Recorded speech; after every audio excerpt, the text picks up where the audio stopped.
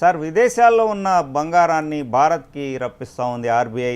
దీని వెనుక అసలు స్ట్రాటజీ ఏంటంటారు? ఓకే, ఆర్బీఐ నివేదిక ప్రకారం ఏమిటంటే ప్రస్తుతం మన దేశంలోనే 680 టన్నుల బంగారం ఉంది సేఫ్ గానే. అయితే ఈ యుద్ధ ఉద్రిక్తతలు అనుకోండి, ప్రపంచ ఆర్థిక పరిస్థితుల దృష్ట్యా విదేశీ నిల్వలు ప్రమాదంలో పడతాయనే ఉద్దేశంతో అప్రమత్తతోటి మన భారత ప్రభుత్వం ఒక 2వ తారీఖు అనమాట 1వ తారీఖు నిర్ణయం తీసుకోవడం జరిగింది, మే 1వ తారీఖు. అయితే దీంతో ఏమైతుందంటే బంగారం ఏదైతే ఉందో సొంత నియంత్రణలో ఉండాలి అనేది మన యొక్క ఆలోచన అన్నమాట. అంటే భారతదేశం యొక్క ఆర్థిక భద్రతను బలోపేతం చేయటం. రెండోది, ఈ అంతర్జాతీయ అనిశ్చిత పరిస్థితులు ఏవైతే ఉన్నాయో ఆ దృష్ట్యా దేశ సంపద మన సొంత దేశం అంటే మన సరిహద్దుల్లోనే ఉండటం మంచిది అనేది, సురక్షితం అనేది రిజర్వ్ బ్యాంక్ ఆఫ్ ఇండియా భావించడం జరిగింది. దాంతో గతంలో మన దేశంలో ఏవైతే మన అంతకుముందు అంటే ప్రభుత్వాలు ఉన్నప్పుడు ఏం జరిగేది అంటే, మనం ఆర్థికంగా అంత అభివృద్ధి లేనప్పుడు మన దేశం యొక్క బంగారం నిల్వలు లండన్ లో, న్యూయార్క్ లో, అక్కడ అంతర్జాతీయ ఆర్థిక కేంద్రాల్లో తిజోరీలు అంటే అక్కడ నిలబెట్టడం జరిగింది. తర్వాత ఏం జరిగేది, ఎప్పుడన్నా మనకి పైసలు అవసరమైనప్పుడు ఆ తిజోరీలోంచి గోల్డ్ ఏదైతే ఉందో సెక్యూరిటీగా పెట్టుకొని మనకి అప్పులు ఇవ్వడం జరిగేది. ఇప్పుడు ఒక 10 ఏళ్ల నుంచి మనం ఆర్థికంగా బలోపేతం అయిన తర్వాత అక్కడ ఉండటం అంత ఎందుకు అని చెప్పేసి అంతకుముందు నుంచే తేవటం జరిగింది.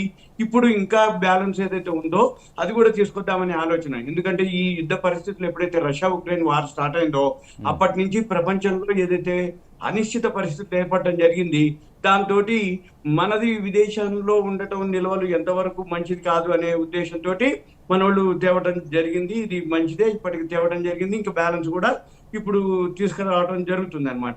అయితే ఇది ప్రతిసారి జరుగుతూనే ఉంటది. అంటే ఇది ఏమైతుందంటే, ఏదైనా జరిగినప్పుడు మన బంగారం వేరే దగ్గర ఉన్నప్పుడు ఎంతవరకు సురక్షితం అని ఒక అనుమానం వస్తుంటది అనమాట. ప్రతి దేశానికి, మనమే కాదు ప్రతి దేశానికి. అప్పుడు ఏమైతుందంటే మన బంగారం మన విదేశీ దేశాల్లో కాకుండా మన నిల్వలు మన దగ్గరే ఉంటే అత్యవసర పరిస్థితుల్లో ఏదైతే ఉందో ఇది మనకి ఉపయోగపడుతుంది అనేది అనమాట. అయితే ఈ ఆర్బీఐ నివేదిక ప్రకారం ఏంటిదంటే, మన దగ్గర మొత్తం 880.52 టన్నుల బంగారం ఉంటే ఇప్పుడు 680 టన్నులు మన దగ్గరే ఉంది.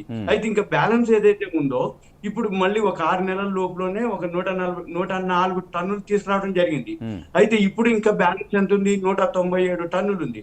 అది బ్యాంక్ ఆఫ్ ఇంగ్లాండ్ అంతర్జాతీయ సంస్థల దగ్గర అనమాట. అంటే ఎప్పుడైనా కానీ ఈ గోల్డ్ సిల్వర్ ఎక్కడ ఉంటాయంటే ఎల్బిఎంఏ అని ఉంటది, లండన్ బులియన్ మార్కెట్ అసోసియేషన్. వాళ్ళే వరల్డ్ లోనే ధరలు నిర్ణయించడం జరుగుతుంది గోల్డ్ సిల్వర్ ని. ఈ నిల్వలు కూడా అక్కడే ఉంచుతారు, ఏది బ్యాంక్ ఆఫ్ ఇంగ్లాండ్. ఎందుకంటే ఎప్పుడైతే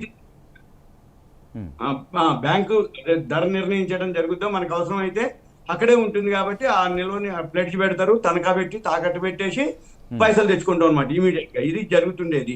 అయితే 2023లో కేవలం 37% మన దేశంలో ఉంటే ఇప్పుడు అది 77% పెరిగింది అనమాట. అయితే ఈ నిర్ణయానికి ఏం జరుగుతుంది అంటే, మీరు అన్నట్టు బంగారం ఒక పెట్టుబడే కాదు, ఆర్థిక వ్యవస్థకు భద్రతా బీమా వంటిది. విదేశీ మారక నిల్వల్లో ఇప్పుడు మనది ఏదైతే ఉందో 16.7% పెరగడం జరిగింది.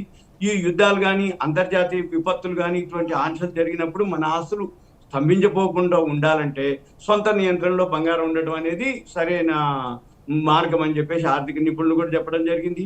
అయితే ఈ విదేశీ వ్యవస్థపై నమ్మకం అంటే ఇప్పుడు ఎట్లుంటదంటే, ఏదైనా ఇటువంటి అనిశ్చిత పరిస్థితులు వచ్చినప్పుడు విదేశీయుల మీద మనకు అంతగా నమ్మకం ఉండకపోవచ్చు, ఉండదు. ప్రతి దేశానికి అలానే ఉంటుంది. అందుకని మన భారత ప్రభుత్వం ఏదైతే నిర్ణయం తీసుకుందో దేశ ఆర్థిక సార్వభౌమాధికారాన్ని కాపాడుకోవడానికి కీలక పాత్ర వహిస్తుంది అనేది ఒకటి.